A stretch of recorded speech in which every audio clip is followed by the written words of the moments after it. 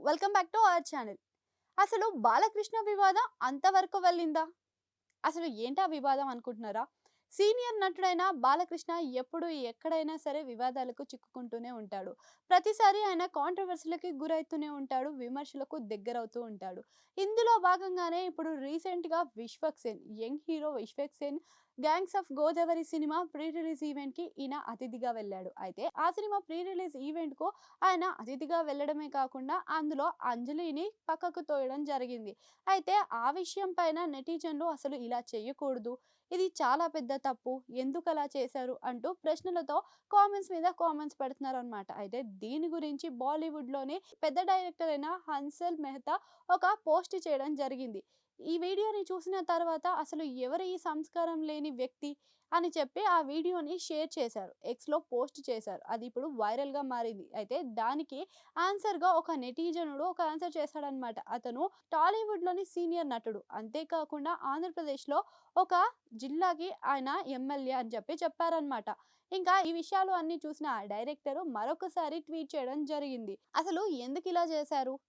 అంటూ X back 100 అని చెప్పేసి మరొకసారి పోస్ట్ చేశారు మెహతా అన్నమాట. అయితే దీని గురించి ఇప్పుడు సోషల్ మీడియాలో చర్చలైతే జరుగుతున్నాయి. సినిమా సంఘం అందరూ కూడా దీని గురించి ఒక క్లారిటీ ఇచ్చారు. అయినప్పటికీ కూడా దీని గురించి చర్చలు ఏమాత్రం తగ్గలేదు.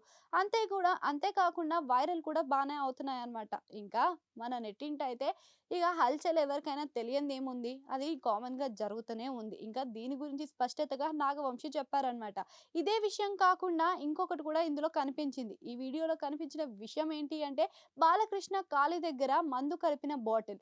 అయితే ఆ బాటిల్ గురించి కూడా చర్చలు బానే జరుగుతున్నాయి. దీని గురించి నాగవంశి మరొకసారి స్పందిస్తూ ఆ బాటిల్ ఎడిట్ చేసింది. ఇంకా అంతేకాకుండా అంజలిని ఫ్రెండ్‌గా అంటే జస్ట్ ఫ్రెండ్లీగా తోసింది మాత్రమే. అక్కడ జరిగింది ఏమీ లేదు అని ఒక స్పష్టత అయితే ఇచ్చారు.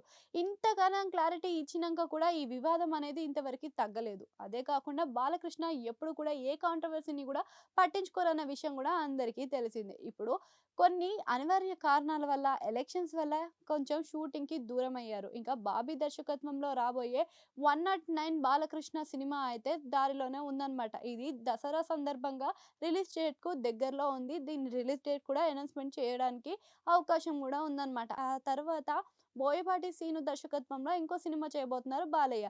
అయితే ఈ కాంట్రోవర్సీలో మీకేమనిపించింది? అంటే మీకు ఏం కనిపించిందో కామెంట్ సెక్షన్‌లో కామెంట్ చేయండి. అట్లనే ఆడ గంట సింబల్ ఉంటది. దాన్ని కూడా నొక్కేయండి.